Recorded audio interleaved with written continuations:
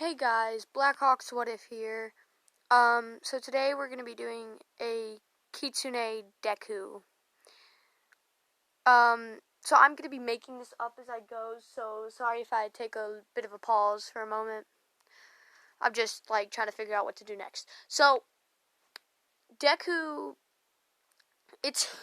we're in the woods in a shack, and Deku is being born. And then they hear a rumble out in the forest. So Hayashi goes to check it, and it turns out to be villains. He tells Inko to get Deku and run. They do, and Hayashi dies, and they end up in Japan. Now, I'm going to just stop backstory there, and I'm going to go ahead and go and skip to his middle school life, because, yeah.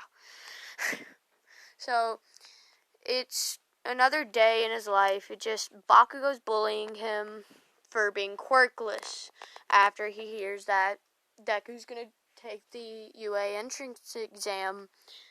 And oh, hi, buddy. Oh yeah, I'm talking to my cat right now. Funny, I'm doing a Kitsune story and my cat's sitting right next to me. And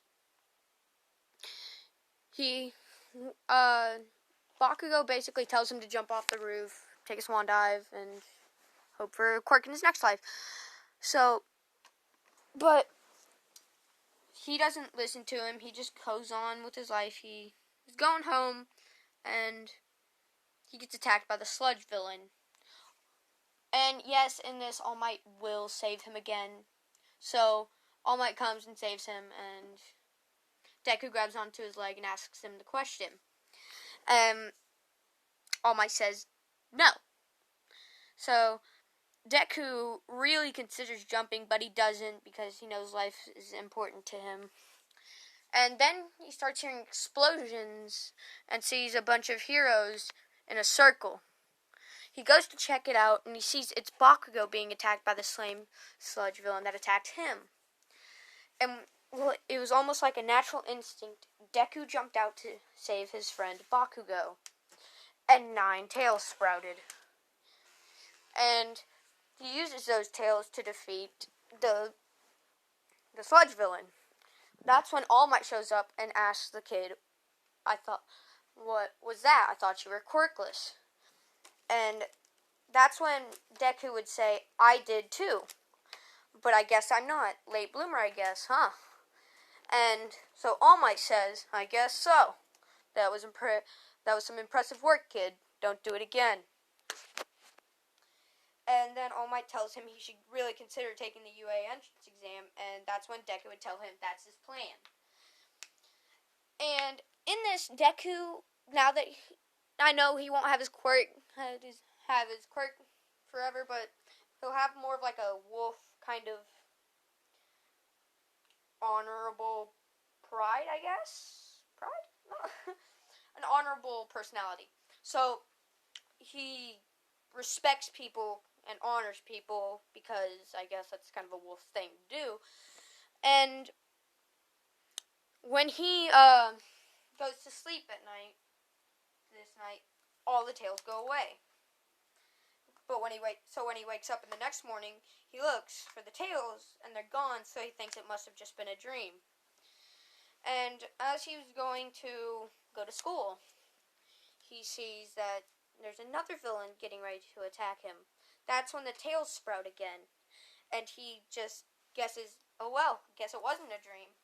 And he fights the villain head on and wins and captures him and takes him to the police station. The police says, aren't you the kid that saved that other spiky-haired kid the other day? And he'll say, yes, I am. And that's when... What is going on with my phone? And that's when they'll say, we would love to have you on our team, young kid. And Deku would say, no, I'm planning on becoming a hero instead. Now, it's later on in the story, time skip about 3 or 4 months, he's been training with his new abilities. and it's time for the UA entrance exam. Now, Bakugo respects him a little bit more now that he has a quirk, and he can sprout tails and pretty much whoop Bakugo's butt. And so, it's time for the entrance exam. Deku's killing robots left and right, and then he sees the big 0-pointer. He starts running, and then he hears a scream. He freezes, looks back, and sees a brunette-haired girl laying under some rubble. So, under natural instincts... So, he sees 2 fireballs sprout beside him. He picks up the fireballs and throws them square at the robot. The robot explodes. And Deku's like, is this a new power? And he goes and helps the girl up, and then they both run. And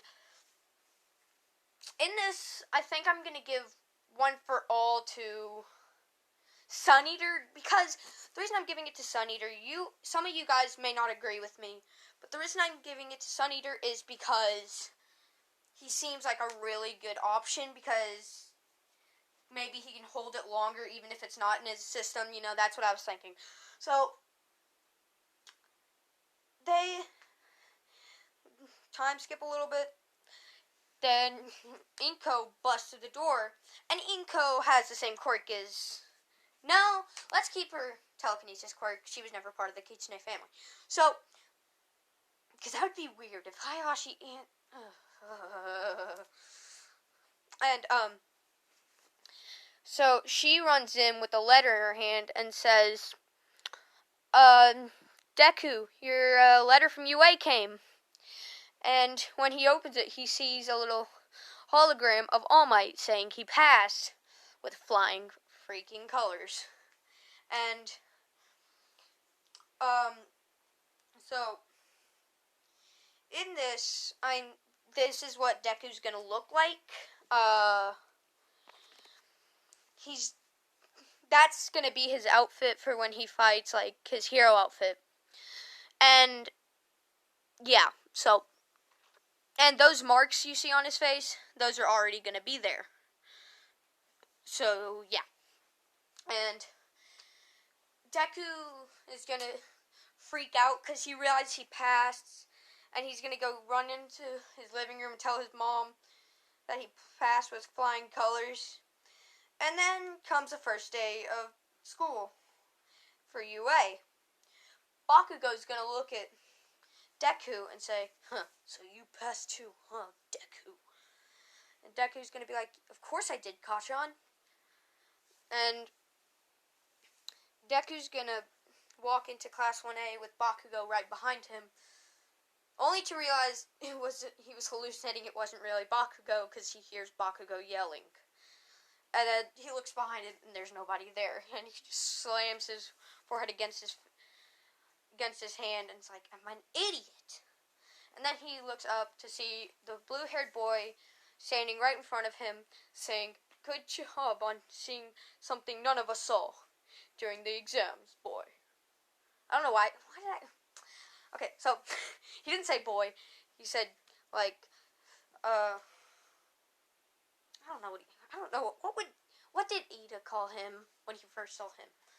I don't know, but oh well. And this is when Bakugo's gonna look at him and be like, I knew you'd pass, idiot. And Deku's gonna look at him and say, Kachan, of course I passed. I knew you were gonna pass, but you should have known I was gonna pass, idiot.